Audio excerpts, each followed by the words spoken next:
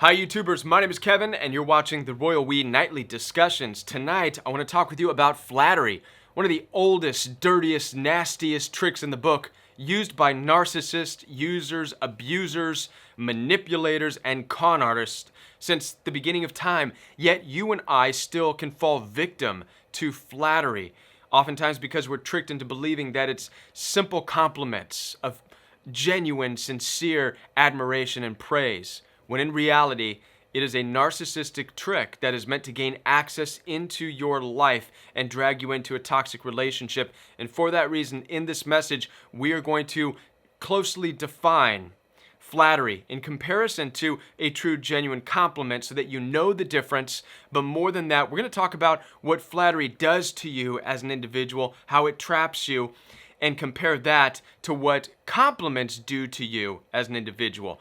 By the end of this message, you should know moving forward in your relationships whether or not you are being flattered by an individual and possibly drawn in by a manipulator, a narcissist, or a con artist, or if you are actually receiving a genuine compliment.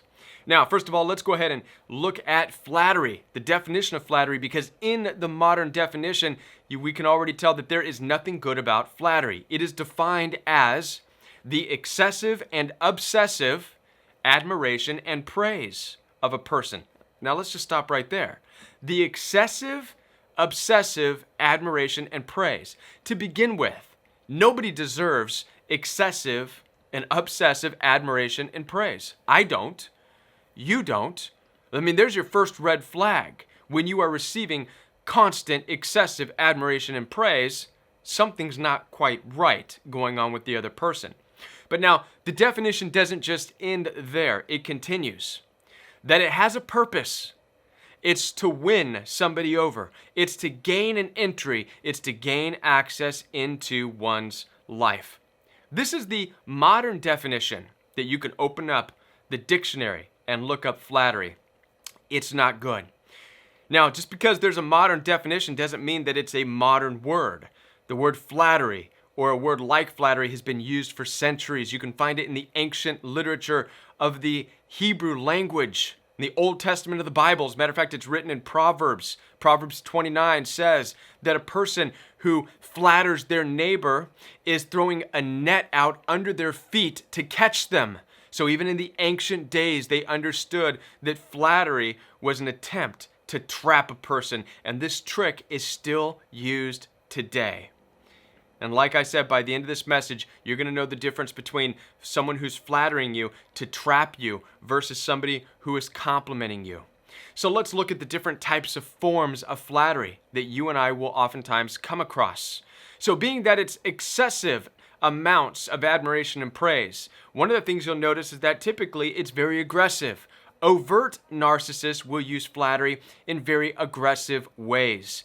So instead of just telling you, wow, you look great, good job, you look nice, which would be a compliment, more on that in a minute, they'll spend way too much time on it. Like, wow, look at you. Look at that. Ooh. And it's just excessive and on and on and on, almost making you feel awkward, perhaps even uncomfortable, but yet interested because there's something different, unique, and kind of exciting about it.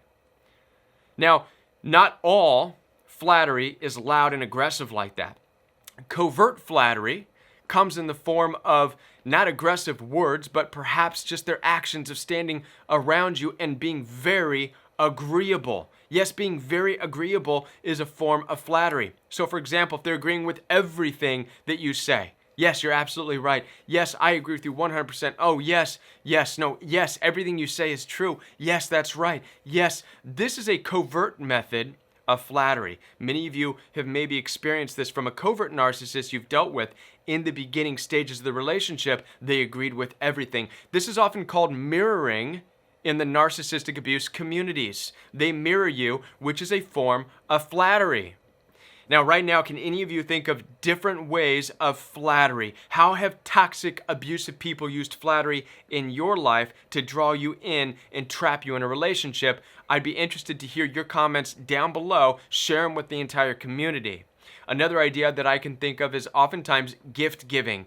Excessive amounts of gift giving is a form of flattery. And I'm not talking about the occasional showing up once in a while to bring you a rose at your work, right, which can be cute. I'm talking about the constant showering of candies and roses and flowers every day at your work. The biggest and the best stuff and all this crazy stuff that you're going, wow, wait a minute, what's going on?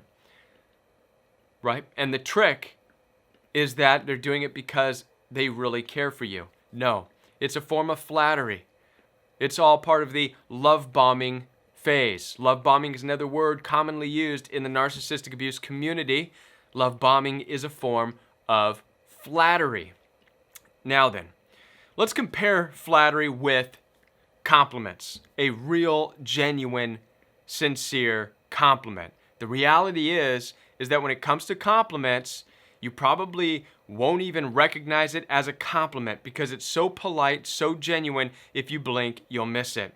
A genuine compliment comes in the form of just a, that a boy, that a girl, good job. Or if you look particularly well on a day, or if you spent time on your hair and it looks fantastic. I never get compliments on my hair, but you might get compliments on your hair. A compliment would sound like this. Your hair looks great. And that's it. Simple as that. What a compliment is basically no more than a polite, congratulatory statement. So it sounds like someone just saying, congratulations, good job. A compliment at your work would be, man, you really kicked ass at work today. Good job. Congratulations. Congratulations is a form of a compliment. And like I said, if you blink, you miss it. And now one of the main differences immediately of how you react to a compliment versus how you react to flattery, you'll be able to tell the difference right away. So typically with a compliment, you may not even recognize who complimented you because you'll walk away feeling good about yourself. You'll walk away going, man, I did good. People thought I did good at work today. Awesome. You won't even know the person's name necessarily who complimented you. Or if your hair looks good, or if you look good, you'll feel good. A genuine, polite compliment will leave you feeling confident in yourself. It will encourage you in your own self-validation. That's what compliments do. Now, let's compare that to the reality of what flattery does and how flattery makes you feel. Flattery will instantly take your focus off of yourself and put it on the person who is flattering you. Suddenly you'll be more interested in them. You'll say, wait a minute, what did you say? You said an awful lot of good things about me. Can you do it again? This is the trick. This is how you know right away. Your attention is being drawn from yourself and you're being pulled into the person that is flattering you. This is the danger zone because now, again, your attention, your focus is not on your own self-validation. Your attention, your focus is on the one who is flattering you. And then once you go back for more, or you go back and you re-engage with the con artist, with that narcissist, with that manipulative person, they're going to use more of it. And they're going to draw you in. Ultimately, what happens as a result of flattery and all the love bombing that is flattery is that you lose yourself. You get further away from your own self-confidence and your own self-validation, and you start to look more towards their flattery because it feels pretty doggone good in a way, even though it's weird. It grabs your interest because you're hearing all these great things, and so now you start to depend on that in a way. That attracts you more than your own self-confidence and your self-validation. And now this is where you lose yourself and you start needing that form of validation. This is what makes flattery so dangerous. It becomes addictive. You now are in this relationship, whether you know it or not, where you are requiring that flattery because they gave it to you. As opposed to genuine compliments which boost your own self-validation. Flattery makes you ditch your self-validation in exchange for the validation of others. And then as we've been talking all week, This now leads to you forgetting how to self-validate and have self-confidence, and instead looking to the outside world to validate you. You're looking for more flattery. This is what happens as a result of being with toxic, abusive narcissists. And then when the flattery stops and the abuse kicks in, it is so damaging. It is so toxic. And not only that, but they have used you for everything they wanted to get from you as a result of the flattery. So listen, we need to understand this moving forward as we heal. We need to be able to call out flattery for what it is, that it's not genuine. We need to understand that behind the excessive and obsessive admiration and praise lies a narcissist tool that is manipulating you to try to gain access into your life. You also need to understand, maybe pay more attention when you receive a genuine compliment, when someone congratulates you for doing something great. Be able to say thank you, acknowledge it, but know that that's not flattery. Listen, I want to be a part of your healing journey, and as we go forward in this life, staying out of toxic situations and toxic relationships, visit www.jointheroyalwe.com, where you can schedule a one-on-one appointment with me.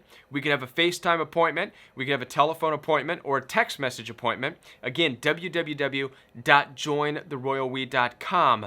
Go there right now. Also, every Monday night is Royal We Live Chat. This is where the community comes together and we ask questions, answer questions, and even take phone calls for free as long as you know that the show is live. This is Monday nights at 9 o'clock p.m. Central Standard Time.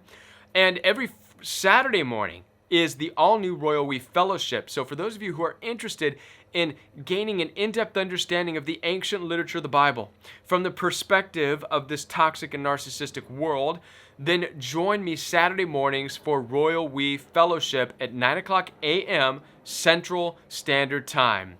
You can find links to this and more down below, and I'll be back with more videos right here on the Royal We.